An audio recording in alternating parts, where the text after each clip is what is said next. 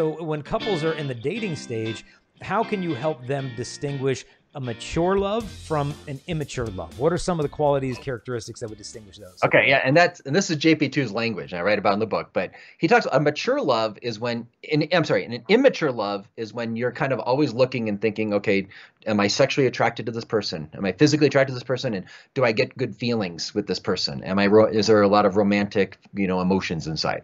Like, and John Paul II says, that's a very immature love. That's not really love. That's just you're having a psychological reaction. Not just you're just reacting to things. Real love, a mature love, is about what really exists between the two people in reality, not just my emotions or my sensuality. And that involves ultimately, I think this is where you get to the title of the book: love and responsibility. Do I really love this other person? Am I really committed to them and seeking? Because what is love? Is, the definition of love is to will the good of the other, to seek what's best for the other person. That has nothing, zero, to do with my feelings or sexual attraction. Zero. When my little kid gets up at 3 a.m, I don't have a lot of warm, fuzzy feelings, but I have to love my kid and take care of him. So that's what love is. And then and it leads to a sense of responsibility to care for this other person as a gift. So just take it out of romance, just caring for my little child in the middle of the night. That's responsibility. Do I have that same sense of love and responsibility for the one I love? So how do I know that? And this is the key here. And John Paul II brings this out. If we're going to have real, genuine love, we need virtue. Like, in other words, anyone could say, I love you. Some people might sincerely mean it, but it's only those that actually have the virtue, character, that are capable of loving. Think of virtue as kind of like a skill. I was just with my folks in Chicago. I got to see my dad. He's a retired surgeon. And I grew up admiring surgery. He took me to meet his patients, showed me anatomy books as a kid. So I have a lot of excitement about surgery. I get passionate about surgery. It's kind of fun because I think of my dad. But Jason, if I heard you needed surgery and I said, "Oh, Jason, get on the operating table. I'll do the surgery for you." Would you want me to do that? Unlikely. I'm not that kind of doctor, right? I don't have the skills of the surgeon, right? That's obvious, right?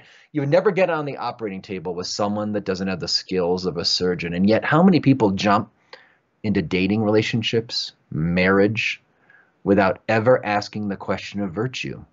Does this person have the virtue to love me, the skill to love me? Like, that's what the virtues are. They're like the life skills to love. So to the extent I'm generous, I can do generous things to love my wife, my children, and my friends. To the extent that I'm courageous, I can do courageous things for the sake of others.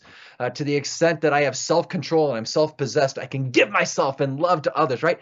But to the extent I lack kindness, patience, generosity, I will do unkind things, impatient things, selfish things that hurt my wife and hurt my kids.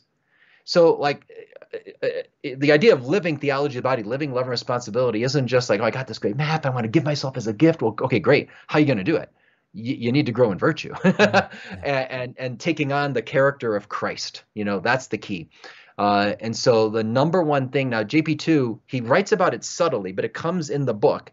And he's drawing on the great tradition of Aristotle and Aquinas and the virtues, that if we want to live just basic friendship, we want to live dating and courtship well, we want to live marriage and family well, especially, we've got to go after virtue in our own lives, because virtue gives us the freedom to love. Yeah. And so in the end, that's the key to a successful marriage more than anything is virtue. Because a lot of people think, well, those people were married for like 60 years. It was a successful marriage. Yeah, but they hate each other's guts for 6 decades. Yeah, I mean, we got to look at quantity of years. That's great. They didn't leave. But, how do we build in the quality of those years? I guess the only answer then is virtue. Are we entering into marriage mature and formed, capable of living virtue with all the people in our lives, or just kind of, dreamy that this person's going to fulfill me forever, but I haven't even put in the hard work to develop virtue in my own life?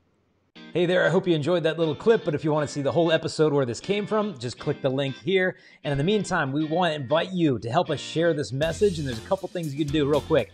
Number one, if you like or comment or share this video, YouTube will actually show it to more people. Also, don't forget to subscribe, hit the notification bell. We release videos every single day, and you'll be notified as soon as those come out. If you want to help us also to spread this message, you can support us at patreon.com/Jason Everett. That helps us to create these videos and show them to the whole world. God bless.